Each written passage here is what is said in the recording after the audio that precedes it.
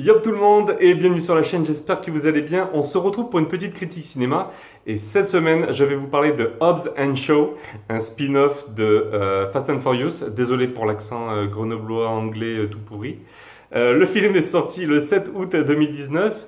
Il est interprété par des acteurs super connus, à savoir dans les rôles principaux The Rock et Jason Statham, mais on retrouve également Idris Elba. Moi, je l'adorais dans les Avengers. Là, je l'ai beaucoup moins aimé.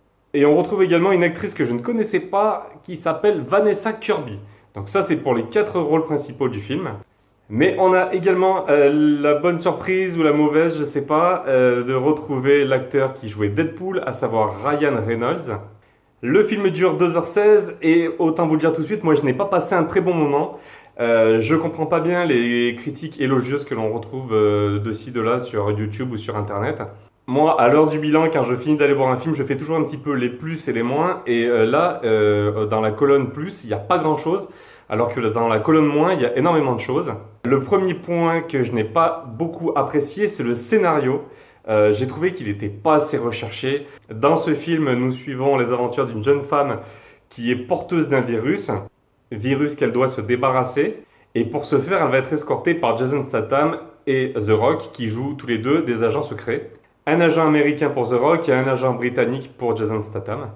J'ai pas trouvé le scénario très recherché, c'est vraiment déjà vu. Moi j'ai déjà vu ça dans quelques Missions Impossibles notamment, mais pas seulement.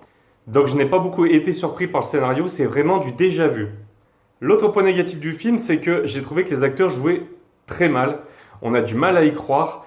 Ça fait vraiment bas de gamme. Il y a vraiment des scènes qui font vraiment trop cliché. On voit que c'est récité, il n'y a pas beaucoup d'âme. On a du mal à y croire.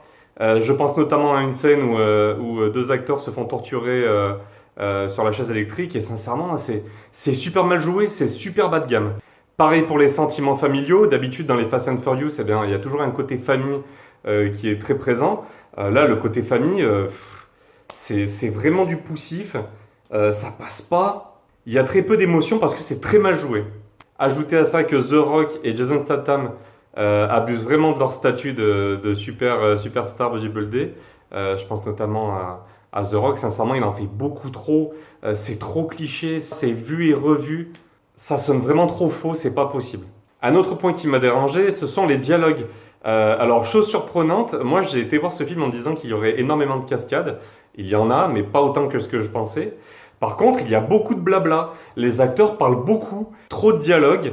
Alors par moments c'est sympa parce qu'ils sortent quelques vannes qui sont plutôt bien rigolotes, donc on rigole assez souvent. Mais dans l'ensemble, ça parle beaucoup trop. À un moment, on a envie de leur dire mais taisez-vous et passez à l'action, c'est pas possible. Les courses-poursuites et les cascades dans l'ensemble sont plutôt sympas, même si on ne retrouve pas la magie de Fast and Furious, notamment avec les courses de voiture. Ils ont beau nous rajouter un petit côté nitro par moment, on ne retrouve pas vraiment la magie de Fast and Furious. Malgré tout, les courses-poursuites sont plutôt bien faites. Elles sont un petit peu beaucoup abusées. Je pense notamment à la poursuite finale. Là encore, on n'y croit pas, ça fait faux. C'est vraiment pas terrible. Et dans l'ensemble, comme je vous l'ai dit, il n'y a pas assez de courses de voiture, il n'y a pas ce côté Fast and Furious. Le film a beau être vendu comme un spin-off de Fast and Furious, on ne retrouve pas cette magie. Et enfin, dernier point négatif, c'est le méchant. Sincèrement, il est très mal écrit. On nous le présente comme un Superman noir, mais en fait, c'est plus un Terminator, c'est plus un homme-machine. Et j'ai pas compris ce que ça venait faire dans un spin-off de Fast and Furious. Ajoutez à ça que les explications qu'on nous donne sur le corps du méchant sont assez aléatoires.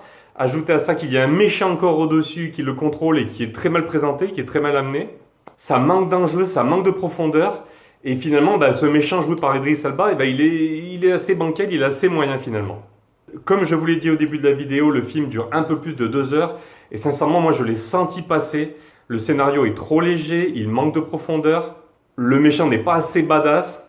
Ajoutez qu'il y a des dialogues à rallonge et des scènes un petit peu prévisibles. On se doute très bien que certains personnages ne vont pas mourir, par exemple. Et vous en faites un film qui n'en finit pas. Moi, sincèrement, je n'en pouvais plus. Passer 1h30 de film, j'en pouvais plus. J'ai même du mal à comprendre pourquoi ils vendent ce film comme un Fast and Furious. Sincèrement, je ne suis pas certain que ce genre de film va aider la licence. Toutes ces choses font que ce n'est pas un film que je recommande, et pour lequel j'ai décidé de mettre la note de 7 sur 20.